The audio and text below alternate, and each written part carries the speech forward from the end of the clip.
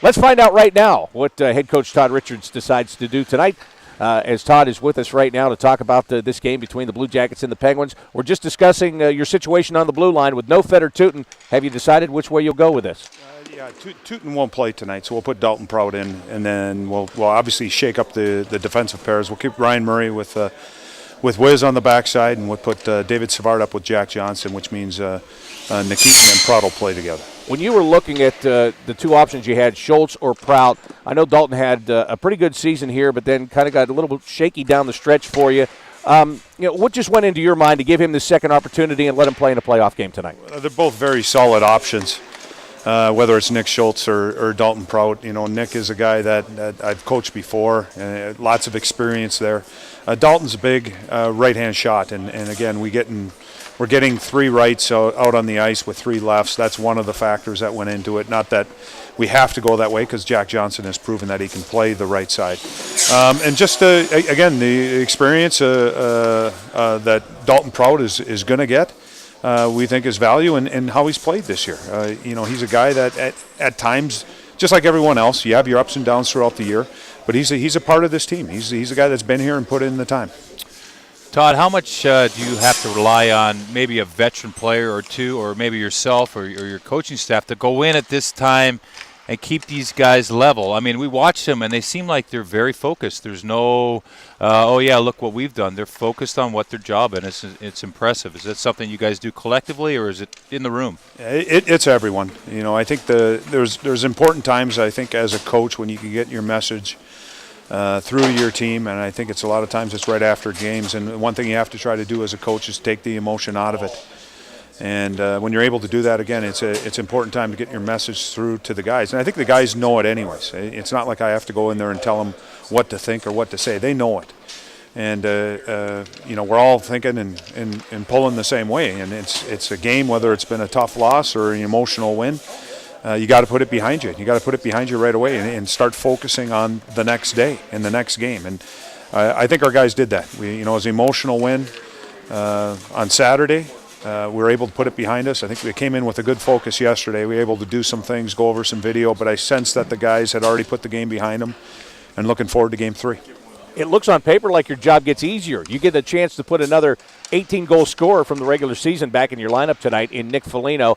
How does that change things for you? What will Nick bring that you didn't have in games 1 and 2? First off, it's never easy, and the reason why I say that, and that's no disrespect to Nick Foligno, because he provides a lot for our team when you put him back in the lineup. But it's hard because he goes in and somebody's got to come out. And Jody, this time of year, everybody wants to play. And I remember you and I had a conversation in San Jose when we're getting ready to play the Ducks.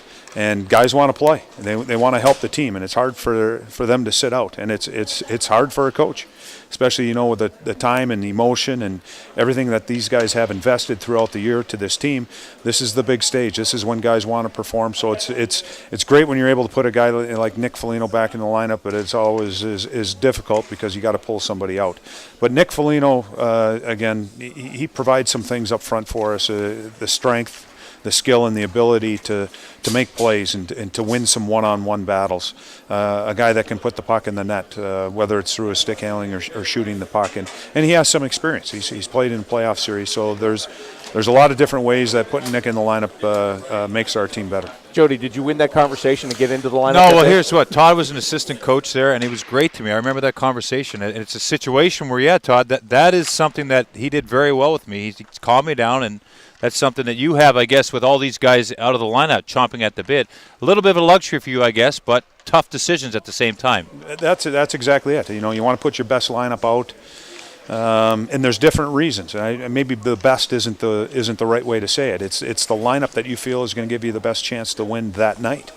And whether you need a skill element or a physical element or whatever it is, based on maybe what the other team and their personnel. And it's never an easy decision. And as coaching, there's I think sometimes it's just black and white. It's never really black and white. There are some gray, and there are guys that have put in the time here. And and then but the one thing, and again, I talked about taking the emotion out of it when you're in talking to the team, and that's the other thing you have to do too. Is as a coach, you have to use your head more than your heart, and most of the time. And, again, we're trying to put out the lineup tonight that we feel is going to give us the best opportunity to win. When you and I talked before Game 2, you said our penalty kill has to be better. Your penalty kill was much better in the second game, but I would just go out on a limb here and make a guess that you don't want to give up 8 power plays again to the Penguins tonight. No, we don't. That was we brought that up in the meeting yesterday. You can't be doing that, a skilled team, and they've talked about it, and I'm sure they've worked at it to get better. And the more you see a team, the more reps you get at a team, I think you start to pick up tendencies that they do, and then you try to exploit it. So the more time we're out on the penalty kill, and we made a couple minor adjustments in game after the first period, which I think helped out our penalty kill. But you can't give these guys, they're a skilled group, they're well coached, but I think the one thing that they do really well too is they have so much skill that they're able to improvise on their own. When you get 5 smart players with that much skill out on the ice, they're able to just kind of adapt to what you're giving and find the holes and then exploit it. One last thing I want to ask you about is playing the home game tonight. The energy that's going to be in this building, I'm sure it's going to be exciting for a lot of your players, probably be exciting for you as well. How do you channel that energy and make sure that you use it to your advantage and don't let it distract you? The energy should be great in the building. The one thing you got to guard against, number one, the first and foremost, is that you're coming in with the mentality or attitude that it's going to be easier because you're playing at home. If we do that, that's the first mistake, because this team has been in this position before. They can win on the road. They've won on the road. They've won big playoff games on the road.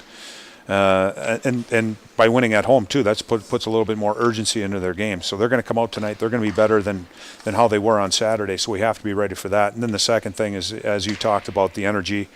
It's going to be loud. There's going to be lots of energy in the building, and you can't let that take you over the edge. There's a fine line you have to walk as far as being responsible, being disciplined.